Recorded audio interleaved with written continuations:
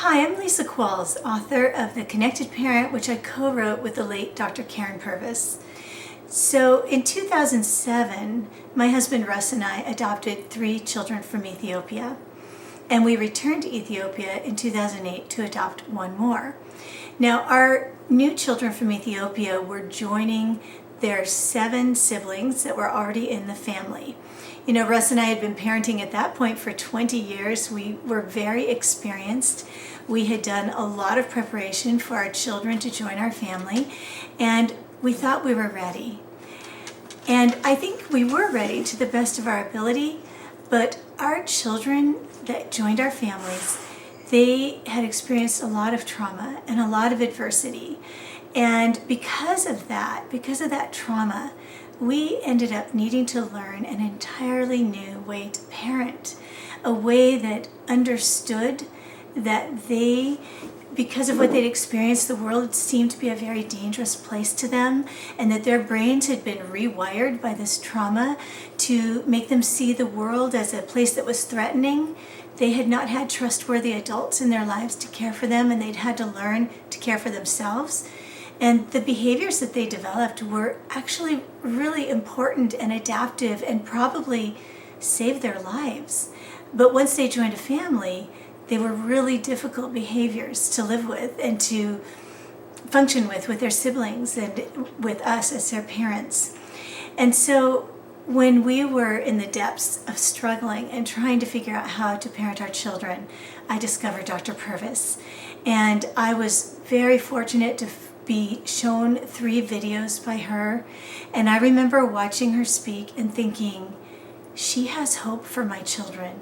She really believes that my kids can heal, and she believes that I can have a positive part in that if I can parent them in a way that reduces their fear, that gives them felt safety, if I could do that, then I could build trust and attachment with them, which was what we all wanted so very, very much.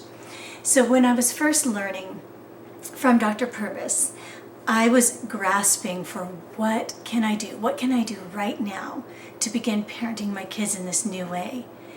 And the easiest thing I found in the very beginning was using scripts. And scripts are just really simple things. They are short phrases that we are using to try to bring about optimal behavior in our children. Now, when kids are stressed, when they're dysregulated, their ability to process language becomes greatly diminished. And I don't know about you, but a lot of us will tend to want to talk this all through with our kids.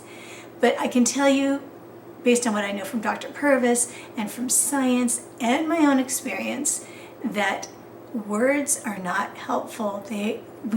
Too many words, and our kids cannot process. They won't even hear what we're saying, and it definitely will not help. So when we use scripts, we are using short phrases that we know, that we're familiar with, and they do not have too many words, and they can remind our child. They're like a prompt to bring them back, bring their brains back online, and help them connect with us.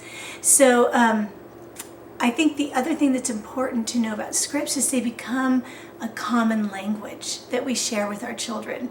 And so that also is an attachment building thing, to have language that we share.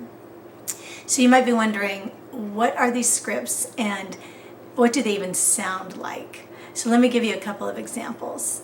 Probably one of the first ones I started using with my kids was, "Let me see your beautiful eyes." And I learned this from Dr. Purvis, and she said it in her beautiful, Texas accent. But in order to gain eye contact, we have to prompt our children.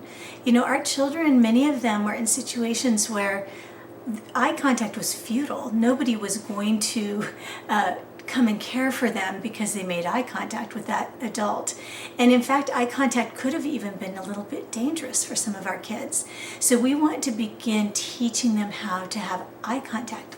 So let's say our child is getting a little bit dysregulated, a little bit upset, and we want to gain their attention.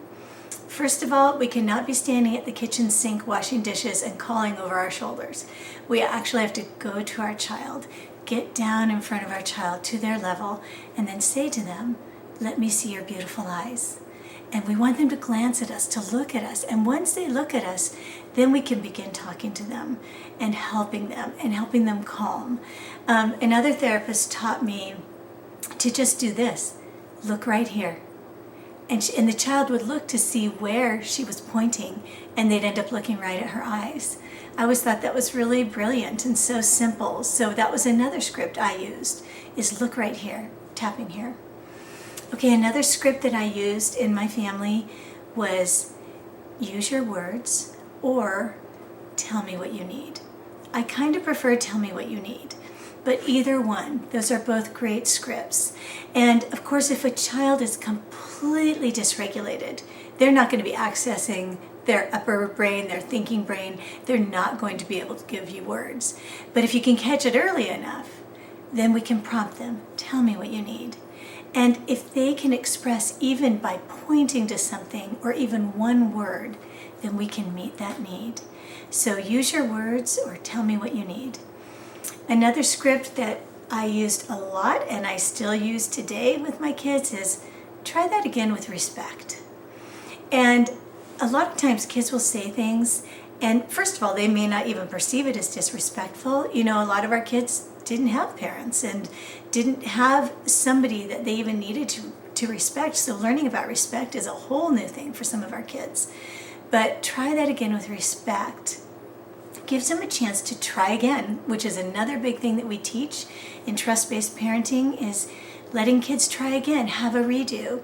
So if a child says something really disrespectful and we prompt them with try that again with respect, they get to do a redo. And I found that to be a very, very helpful script for kids. And one more that has been useful for me, and there are more in the book, but another one that's been useful for me is to ask very simply when a child is getting upset, is this a big problem or is this a little problem? And if my child can't answer that, sometimes I'll just say big or little, because I want to help them have a response that is in appropriate response, I guess, to the situation. And sometimes I just can even use my hands, and the child will say, well, little, maybe it is a little problem. It might actually be a big problem, but we want to help them have the appropriate response. So lastly, when you're using scripts, you want to use a warm tone of voice. The tone of our voice actually matters possibly more than the words we're actually saying. We want to keep it light. We want to even be playful when we can, like, hey, try that again with respect. It doesn't have to be like bringing down the hammer. It can just be a prompt to help our kids hear very few words, but move them toward optimal behavior. So I hope this little bit of teaching on scripts is helpful.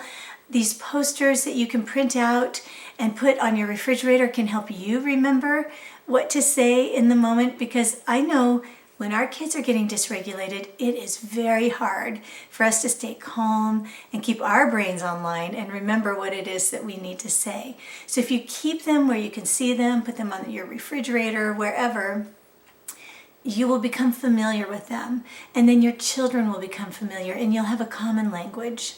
Please spread the word far and wide about the Connected Parent real-life strategies for building trust and attachment. Thank you so much.